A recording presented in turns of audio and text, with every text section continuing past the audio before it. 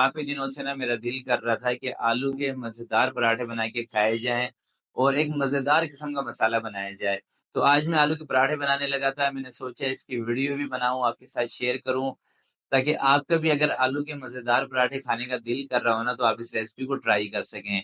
और इस रेसिपी की ख़ास बात क्या है दोस्तों, इस रेसिपी की ख़ास बात होगी, एक तो इसका जो मैं मसाला बनाऊँगा ना, यकीन करें बहुत ही ज़बरदस्त और बहुत ही इंशाल्लाह आपको पसंद आएगा। और दूसरा इसके साथ बनाएँगे हम एक बेहतरीन किस्म की चटनी। तो रेसिपी सिंपल सी रेसिपी है, मगर इंशाल्लाह जब भी आप इसको ट्राई करेंगे आपको मज़ा आ जाएगा। चलें तो फिर इसको बनाना स्टार्ट करते हैं। बिस्मिल्लाहिर्रहमानिर्रहीम। ये मैंने लिया है 750 ग्राम यानी कि 3 पाव वाइट आटा, और इसके अंदर मैं सबसे पहले शामिल करूँगा चीनी।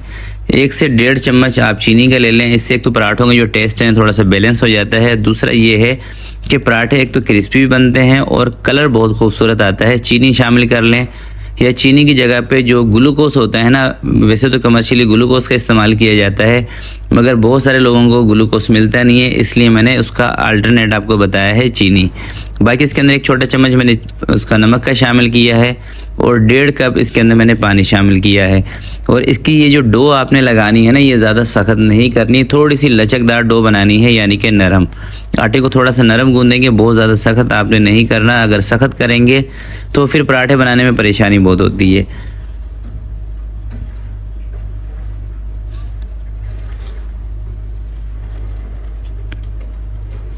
तो डो हमारी तैयार हो चुकी है। बहुत ज़्यादा इसको मैं नहीं गूंद रहा हूँ। अब हल्का सा इसके ऊपर मैं लगाऊंगा कुकिंग ऑयल, और इसको थोड़ी देर के लिए छोड़ देंगे। तब तक हम इसका जो मसाला है वो बनाएंगे। आलू 1 किलो मैंने उबाल के रखे हुए हैं, तो 1 किलो आलू के साथ इस रेसिपी को हम तैयार करेंगे।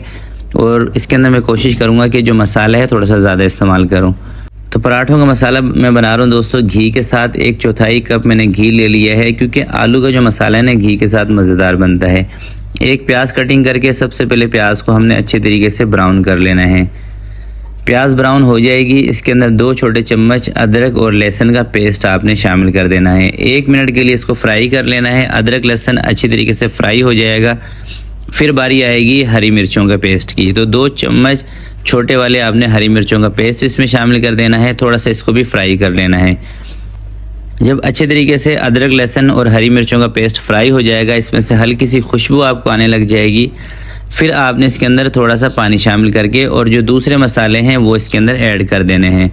तो ये देखिए अदरक लहसुन फ्राई हो गया है। अब इसके अंदर मैंने थोड़ा सा पानी शामिल कर दिया है, और इसके अंदर शामिल कर रहा हूँ चिली फ्लेक्स 1.5 चम्मच, आधा चम्मच हल्दी का शामिल कर रहा हूँ, धनिया कुटा हुआ शामिल कर रहा हूँ इसके अंदर, और ज़ीरा पाउडर इसमें आधा चम्मच शामिल कर रहा हूँ, थोड़ी सी कलवंजी शामिल कर रहा हूँ जो कि ऑप्शनल है, और इसके अंदर नमक शामिल कर रहा हूँ 1 चम्मच बड़े वाला, और सौंफ का पाउडर आधा छोटा चम्मच इसमें शामिल कर रहा हूँ।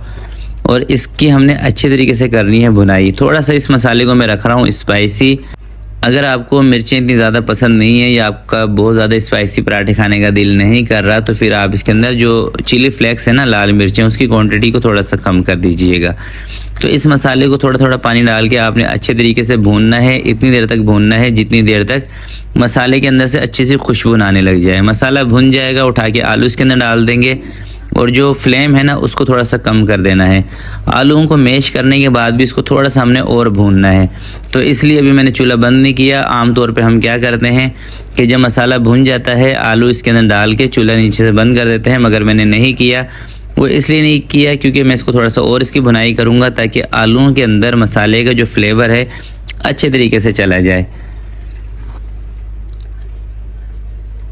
तो आलू अच्छे तरीके से मैंने मैश कर लिए हैं। अब हल्की हल्की आंच इसके नीचे चल रही है, तो थोड़ा सा इसकी हम कर लेते हैं और ज़रा भुनाई, और आलूओं का ये जो मसाला है ना इसको थोड़ा सा ड्राई कर लेते हैं।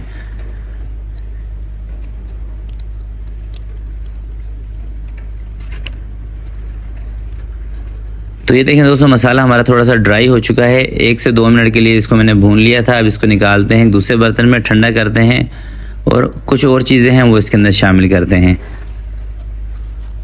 तो सबसे पहले खुशबू के लिए इसमें थोड़ी सी कसूरी मेथी शामिल कर रहा हूँ, आधे चम्मच से भी कम।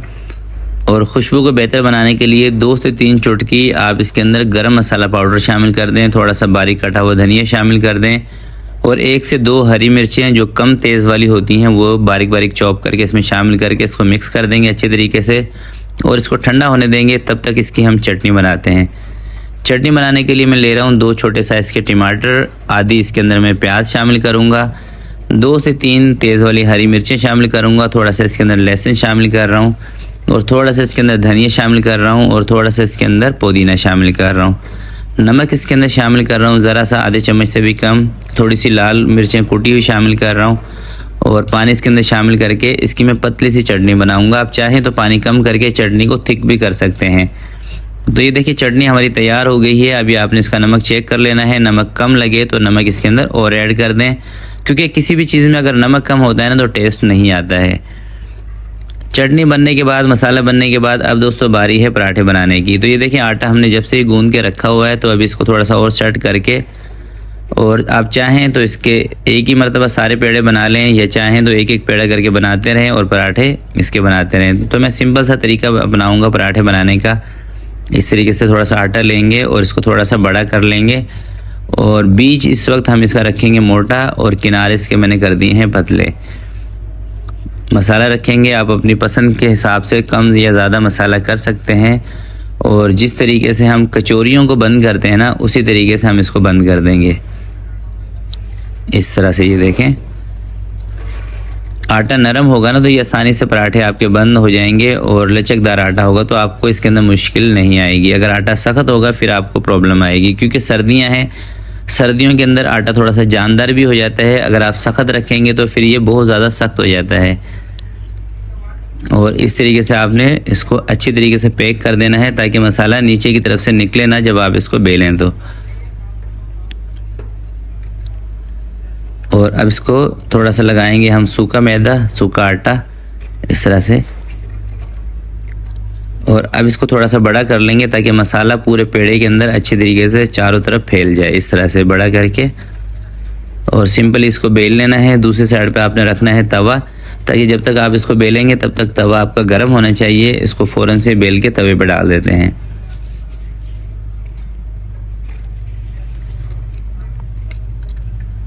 अच्छा, पराठे बनाने के लिए मैं आपको हमेशा एक टिप बताता हूँ, आज भी आपको बताऊँगा। तो देखिए, आप चाहे आलू वाले पराठे बना रहे हो, चाहे कोई से नॉर्मल पराठे बना रहे हो, इसके लिए एक तो जो तवा है ना वो आप रखा करेंगे थोड़ा सा वज़नी, और दूसरा ये है कि कच्चे आटे के ऊपर फ़ौरन से घी ना लगाया करें। ऐसा करने से पराठे क्रिस्पी नहीं होते और कलर भी अच्छा नहीं आता। और दूसरा ये है कि जब आप कच्चे आटे के ऊपर घी लगा देते हैं ना तो उससे पराठों के अंदर घी भी बहुत ज़्यादा चला जाता है। तो जब तक आटा पकेगा नहीं, चाहे कोई सा भी पराठा आप बना रहे हो, तो तब तक उसके ऊपर घी ना लगाया करें।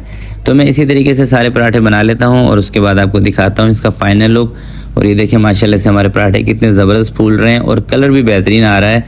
हालांकि इसके अंदर ना मैंने ग्लूकोज़ का इस्तेमाल नहीं किया। अगर मैं ग्लूकोज़ का इस्तेमाल करता ना, ग्लूकोज़ डी का, तो इससे भी बेहतरीन कलर आना था। और ग्लूकोज़ डी दोस्तों जब भी आप पराठों के अंदर ऐड करते हैं ना, यकीन करें जब आप पराठे बना रहे होंगे ना तभी आपको पता चल जाएगा पराठों की खुशबू सूंघ के कि कितने ज़बरदस्त बनते हैं। तो जो मैंने चीनी का इस्तेमाल किया है, अगर आपको ग्लूकोज़ डी मिल जाए तो आप ग्लूकोज़ डी का इस्तेमाल कीजिएगा। इतने ही आटे में 1 से 1.5 चम्मच भी डाल देंगे काफ़ी है, क्योंकि ये जो पठान के होटल के ऊपर पराठे जो बनते हैं ना, ख़ासकर कराची के अंदर, तो इसके अंदर ग्लूकोज़ का ही इस्तेमाल किया जाता है पराठे के आटे में, जो कि मैं अपनी बहुत सारी वीडियोस के अंदर आपको बता चुका हूं। तो कुछ पराठे मैंने बना लिए हैं, अब मैं वीडियो को कर रहा हूं वाइंड अप।